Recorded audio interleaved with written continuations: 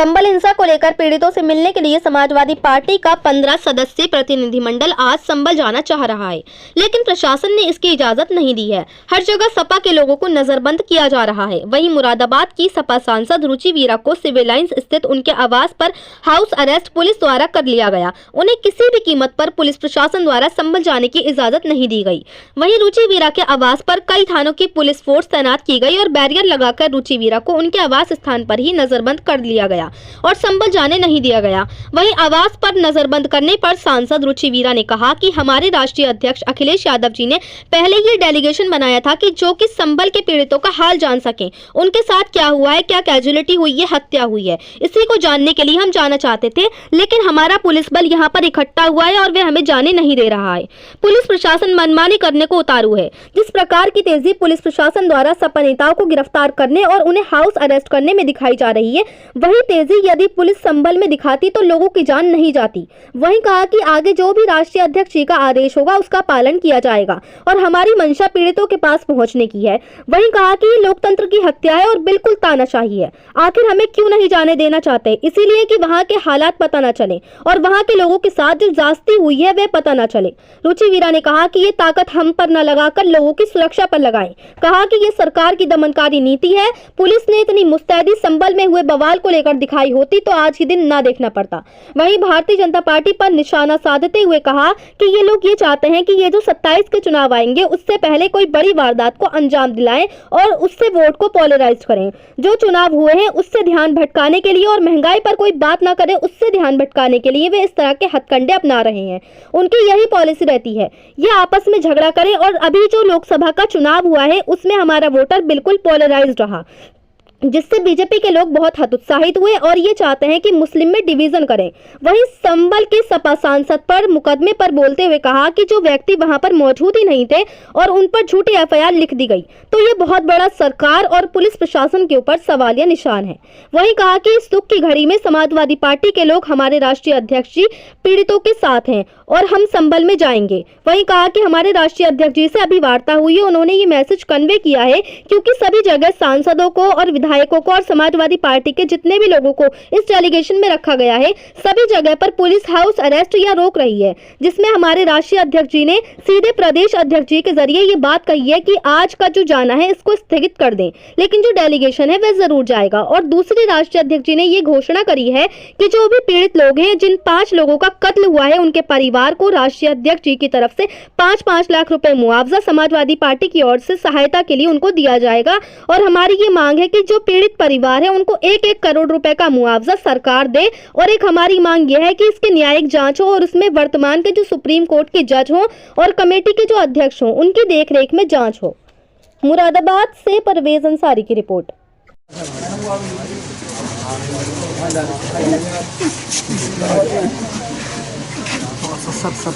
सबको रोकने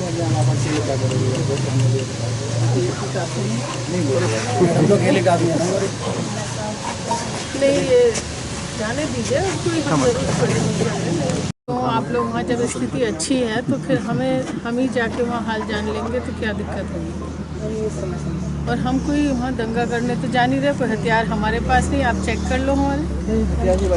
अभी वो आदेश है, कंप्लेंट करना पड़ेगा बाहरी व्यक्तियों की बिना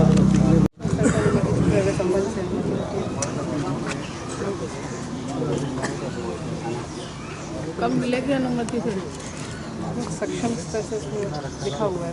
वैसे तो जो हमारे जो लीड कर रहे हैं इस देश है, तो भाई हम तो जाना चाहते हैं। अब आप नहीं जाने देंगे तो भाई अलग बात है, लेकिन हम तो जाना चाहते हैं। अच्छी बात है, लेकिन ज़्यादातर सभी लोगों को रोक दिया गया है। तो गाजीपुर बॉर्डर पर रुक गए हैं।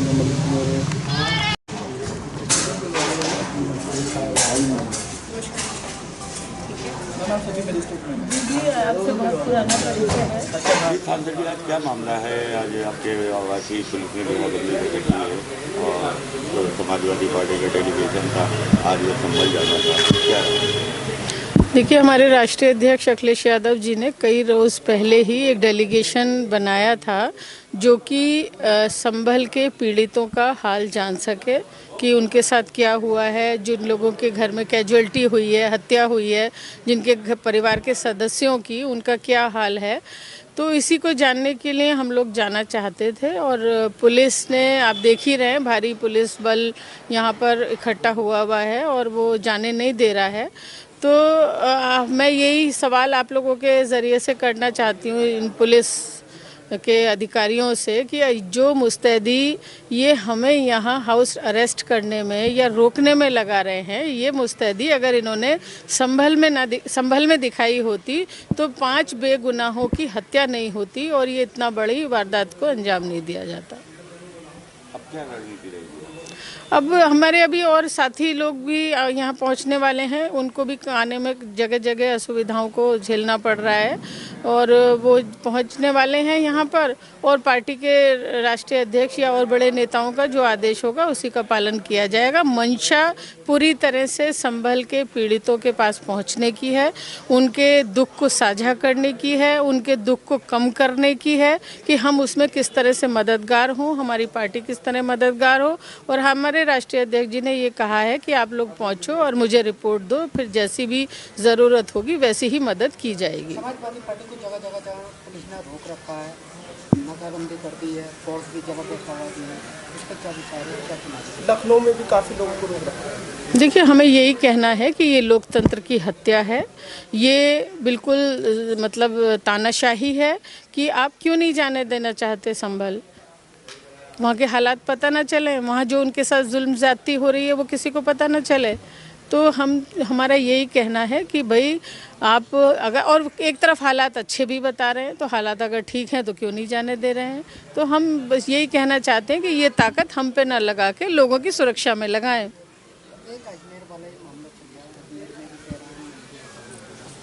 कोर्ट में याचिका भी दाखिल हुई। देखिए, ऐसा है कि ये लोग ये चाहते हैं, भारतीय जनता पार्टी के लोग, कि ये चुनाव जो 27 के आएंगे उससे पहले कोई बड़ी वारदात को अंजाम दिलाएं और उससे वोट को पोलराइज करें। अभी जो उपचुनाव हुए उस पर चर्चा ना हो, ये चाहते हैं ध्यान भटकाने के लिए। लोग महंगाई की बात ना करें, नौकरी की बात ना करें, रोज़गार की बात ना करें, कारोबार की ना करें।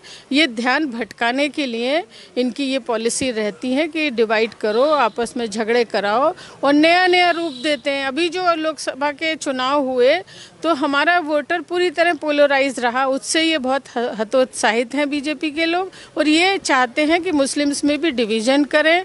उन कहीं बात कर रहे हैं कि तुर्कों और पठानों का झगड़ा है, जबकि आज तक संभल में न कभी हिंदू मुस्लिम हुई, न कोई तुर्कों का और पठानों का झगड़ा है, न वहाँ इतनी तादाद में है कि झगड़े की कोई बात हो।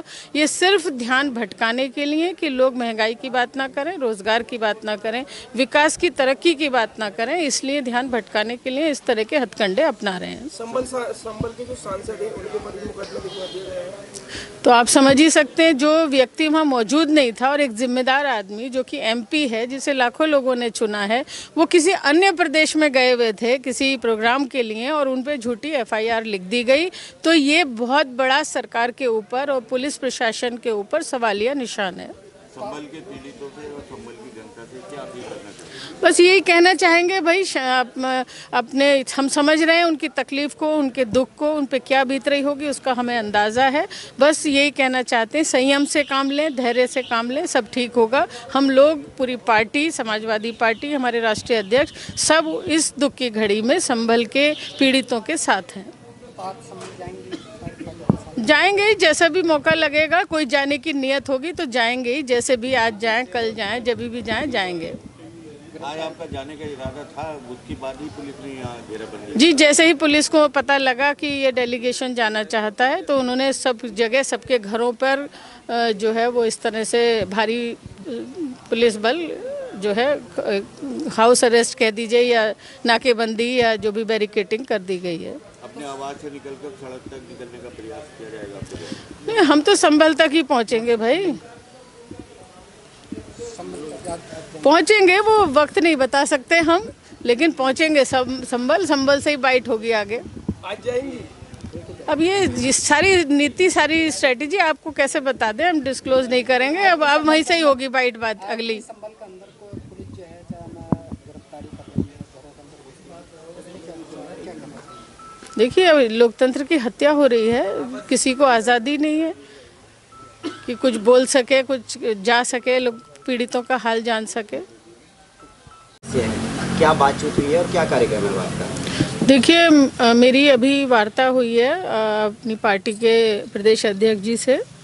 उन्होंने हम लोगों को ये मैसेज कन्वे किया है राष्ट्रीय अध्यक्ष जी का कि चूँकि हर जगह पर ही सांसदों को, विधायकों को और जो हमारे पार्टी के, समाजवादी पार्टी के जो आसपास के जो भी अध्यक्ष हैं जिनको कि इस डेलीगेशन में रखा गया था, सभी जगह पे पुलिस हाउस अरेस्ट या कहीं कहीं रोक रही है और थानों में बिठा रही है।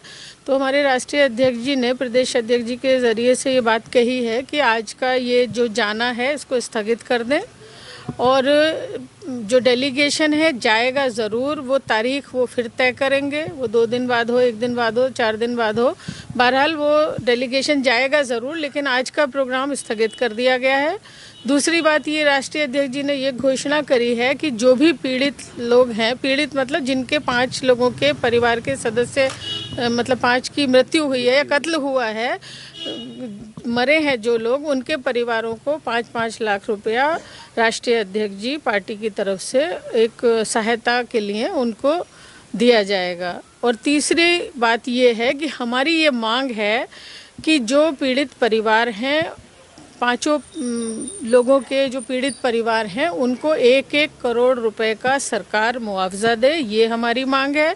और एक मांग हमारी ये है कि न्यायिक जांच हो और उसमें वर्तमान में जो सुप्रीम कोर्ट के जज हों वो उसमें उसको मतलब कमेटी के अध्यक्ष हों और उनकी देखरेख में जांच हो, तभी हमें न्याय की कोई उम्मीद है। सभी लोगों का बहुत धन्यवाद।